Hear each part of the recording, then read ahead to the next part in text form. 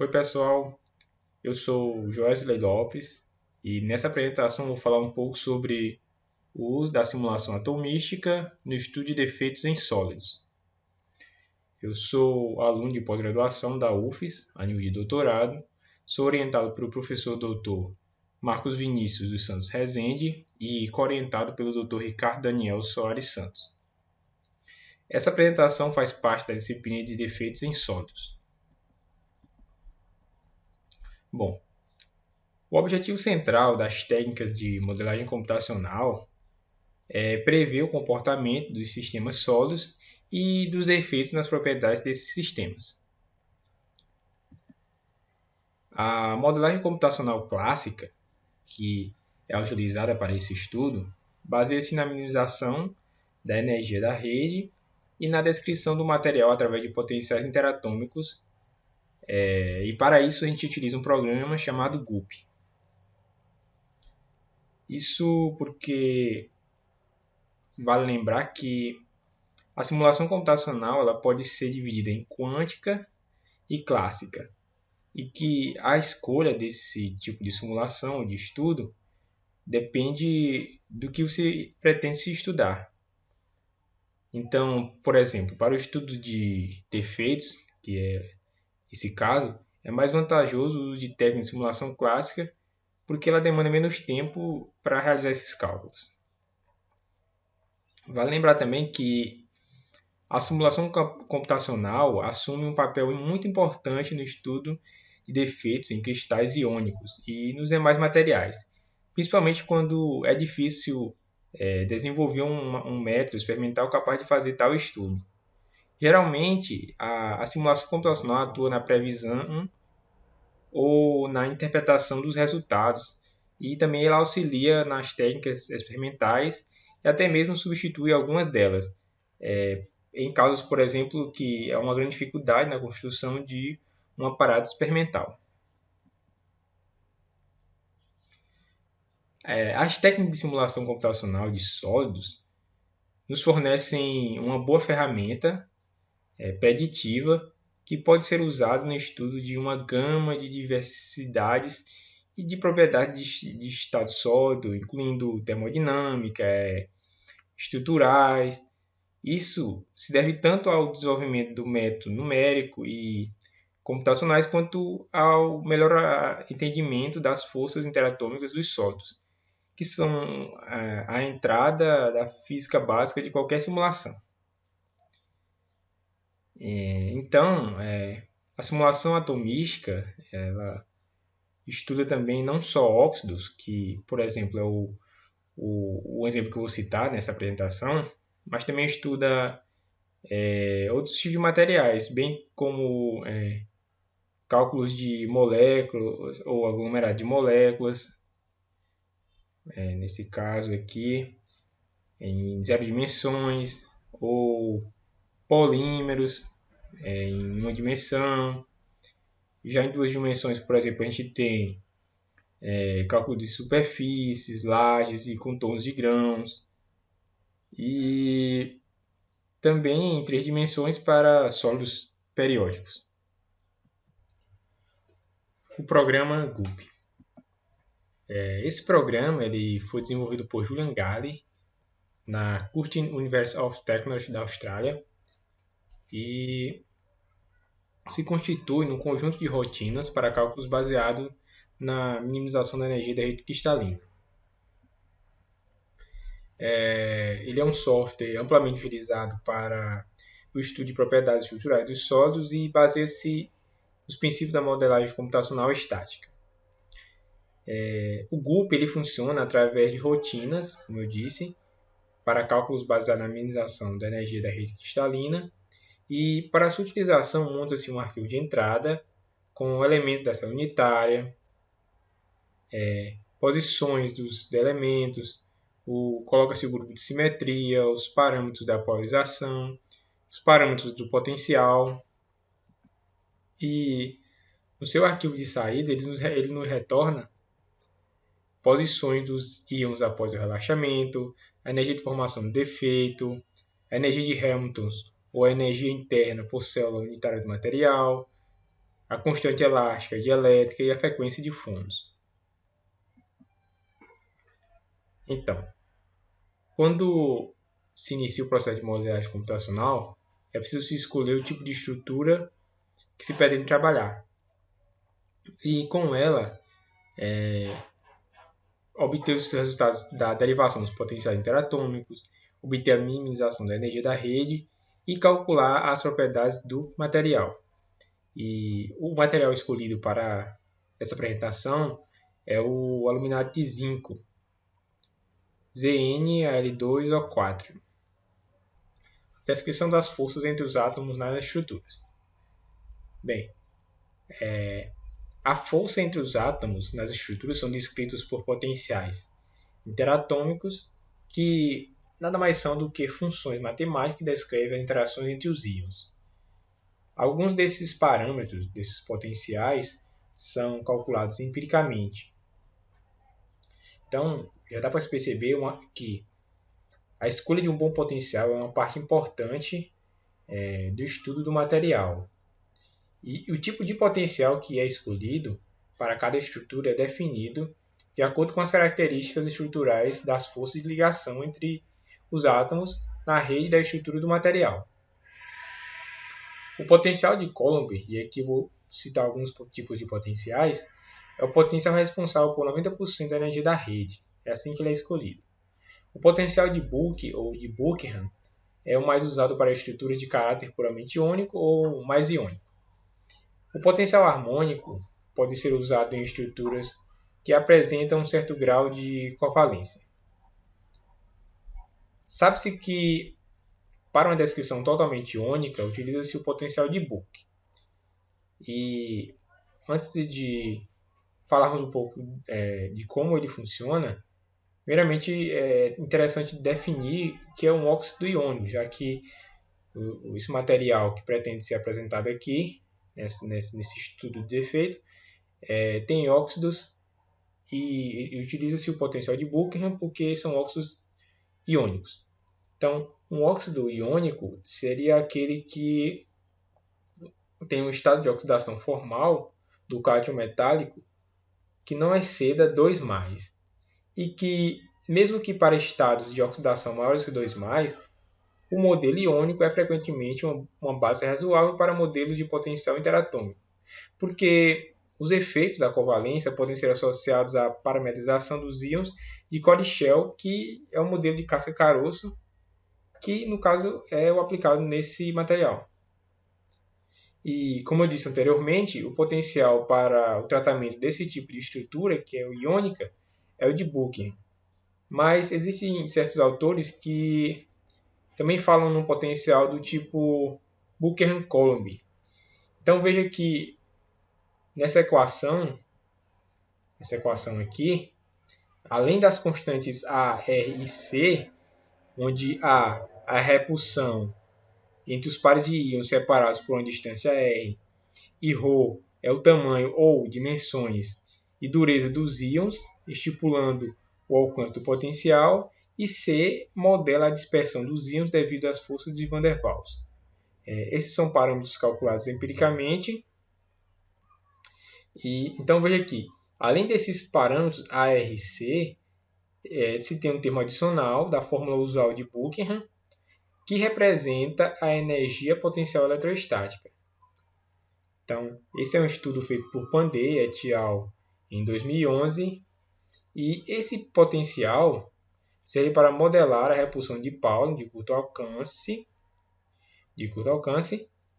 e a energia de Van der Waals para interações de dois átomos não ligados, em função da distância intermolecular entre eles e onde Q também é a carga das partículas. Nessa descrição das forças entre os átomos, existem a carga dos íons e os íons polarizados. E eles podem ser representados por um modelo de Corey-Shell ou Shell Model, que representa um modelo de casca-caroço, onde esse alfa aqui é a polarizibilidade, o X é a carga do shell, que é a casca, e o x é a carga do caroço. Esse K é a constante de mola do material. E esses parâmetros, tanto a carga do shell como a do core e a constante de mola, que é o spring, são parâmetros calculados empiricamente. Então, quando você vai montar a estrutura de arquivo de entrada do GUP, é preciso obter os parâmetros potenciais para as interações do material. Então, o ZnL2O4, aluminado de zinco, possui interações do ZnO, do AlO, o AlAl e o O com O. Então, para as interações atrativas, que vão ser do Zn com o oxigênio e do Al com o O, oxigênio, considera-se o potencial de Bookman como um termo repulsivo. E para as interações de oxigênio e oxigênio, considera-se o Shell Model. E também utiliza o potencial de Book para ele. Já para as interações de Al-Al, considera-se o modelo o Shell Model também, só Shell Model. Com os resultados obtidos do GUP, é possível montar uma tabela, como essa tabela aqui, onde temos o range do potencial de Buckingham, e os parâmetros do modelo de Shell para o aluminado de zinco. Na primeira coluna, a gente tem o tipo de ligação, pode ser do tipo Shell-Shell, Core-Shell e assim por diante. E, como eu disse, esses três primeiros parâmetros são os parâmetros do potencial de Buckingham.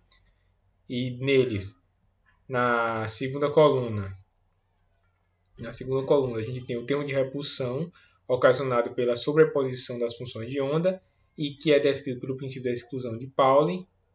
Já nessa terceira coluna, temos as interações, os raios de Van der Waals, por conta dos dipólos induzidos, devido à proximidade dos íons. E na quarta, temos a constante elástica.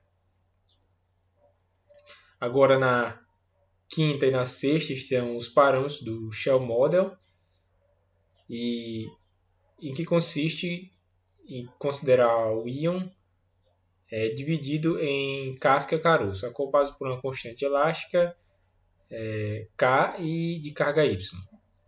Esses são os parâmetros empíricos obtidos com a simulação, nesse caso obtidos por Pandey et al. Em 2011, e que vão servir de base para comparar com os resultados experimentais.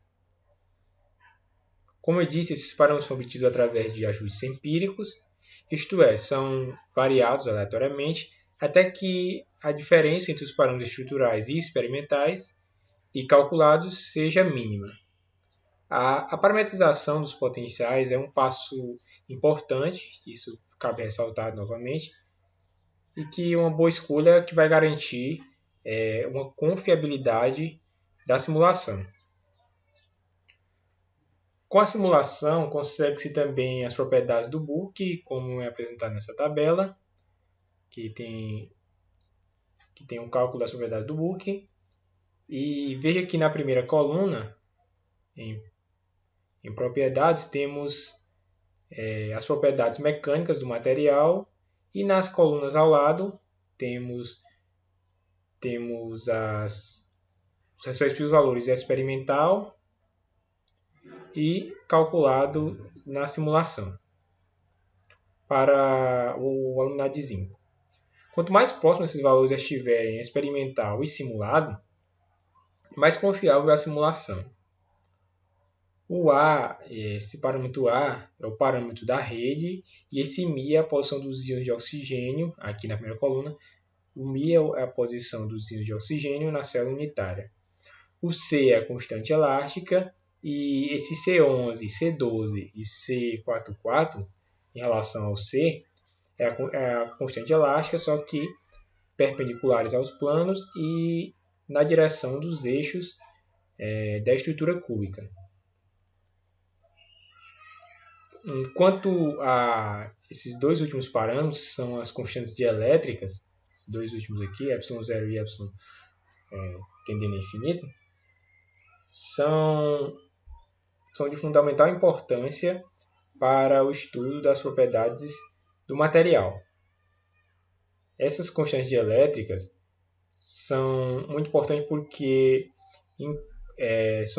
são utilizadas não só no contexto das propriedades do Boole, mas também, por exemplo, em resposta de sólidos a um defeito com carga dependendo do inverso da constante dielétrica. E o valor real da constante dielétrica varia de acordo com a frequência do campo eletromagnético aplicado. Geralmente são citados os valores extremos, como se pode ver aqui, que é a constante dielétrica estática e a de alta frequência. No limite estático, todos os graus de liberdade do cristal, tanto nuclear quanto eletrônico, são capazes de responder ao campo elétrico e, portanto, fornecer a triagem. Defeitos em sólidos. Então, defeitos são desvios em relação à estrutura ideal e estão presentes em qualquer temperatura e ocorrem naturalmente em todos os compostos cristalinos. A razão para isso é que, por conversão, a estrutura ideal é usada como estado de referência e qualquer desvio desse estado ideal é denominado de defeito. Alguns sítios da rede estão vazios e outros átomos extras podem ocupar o espaço intersticial entre os átomos nos sítios da rede. Então, o sítio da rede vazia e extra são chamados de vacância. Veja só, vacância, que é esse sítio da rede vazia, e os átomos extras são chamados de átomos intersticiais. Então, esse átomo aqui que ocupa um átomo extra é chamado de intersticial. Os defeitos formados dentro de um material que não inclui a presença de qualquer dopante, dopantes, são átomos inseridos na estrutura, são chamados de defeitos intrínsecos. E, em contrapartida, um defeito que incorpora um átomo externo ao composto químico é referente a defeito extrínseco. Um exemplo de defeito intrínseco é o andesite, que ocorre quando dois íons de diferentes espécies trocam de posição. Mecanismo de reação dos defeitos. Os defeitos intrínsecos mais comuns nos cristais são defeitos de choque, também tem o anti-choque, pseudo-choque, Frenkel e andesite. Esses defeitos são responsáveis pelos mecanismos de transporte de carga e massa nos materiais, além dos mecanismos de compensação de carga local, e sua predominância definirá posteriormente o modelo que serão elaborados quando são inseridos impurezas no interior do material. Para a obtenção dos defeitos intrínsecos, primeiro se calcula a energia de vacância de todos os íons não equivalentes de todas as estruturas de, por exemplo, aluminato de zinco, que é o material em questão, e a energia de formação de cada íon, Zn, o Al e o O, o alumínio e o zinco e o oxigênio, em posições intersticiais, e a partir das reações de estado sólido se calcula as energias de soluções dos defeitos intrínsecos. Então, os defeitos de choque, de Frenkel e andesite são descritos por essas equações aqui. O defeito de choque na rede são formados pelo movimento de íons constituindo da superfície a partir de seus locais de cada ponto. E, por outro lado, os defeitos de Frenkel são pares de buracos e pontos ocupados desses íons. E os sítios intersticiais, octaédrios e tetaédrios, são considerados da rede de por exemplo, esfinelo normal. Então, tem um defeito de choque aqui, onde são formados pela movimentação desses íons. Os pares de defeitos de Frenkel e os pares de andesite, que são quando ocorre a troca de dois íons. Então, Zn vai trocar com Al, o Al troca com Zn e assim sucessivamente. E para avaliar As energias desses defeitos os cálculos são realizados em cima do método de Mott-Litterton. A reação endotérmica do laminato de zinco com entalpia de reação de 2,2 eV é dada pela seguinte expressão, onde esse X quer dizer carga efetiva nula e esses aspas quer dizer carga negativa. Então, carga menos 3 aqui, carga menos 1 aqui e carga menos 2 aqui. V é de vacância. Da mesma forma, a desordem de troca que ocorre através da formação de vacância de alumínio é dada pela seguinte expressão, de forma semelhante, o X é carga efetiva nula e os aspas são carga negativa.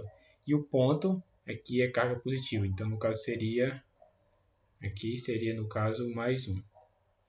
E essa reação também é endotérmica com uma grande reação de entalpia de 4,5 electrovolts. Só um porém aqui, essa notação, que é a principal convenção estabelecida para a nomenclatura desses defeitos pontuais iônicos, é a que é proposta por Krog e Wick. A solução dos óxidos de epinélio, ZnO, envolve a formação de vacância de oxigênio ou intersticiais de zinco, seguindo a seguinte expressão, e de forma semelhante o X vai indicar carga efetiva nula, carga menos 1 e mais 2.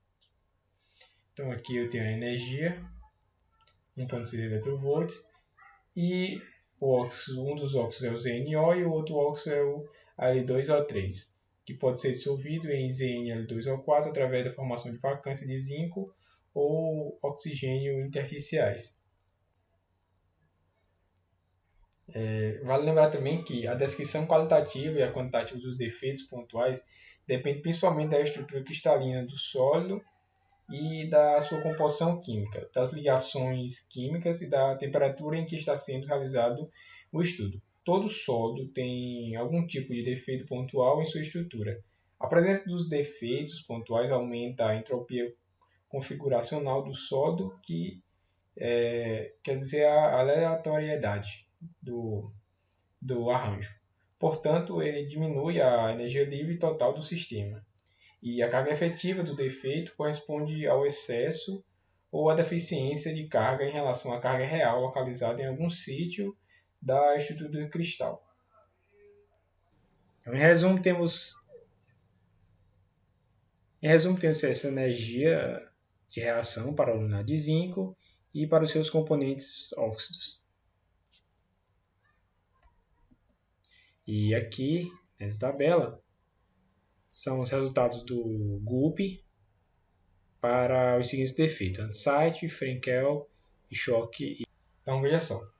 Como mostra nessa tabela, a menor energia de formação do defeito é para o grupo de par de cátions, que é seguido pelos pares de Schock e Frenkel.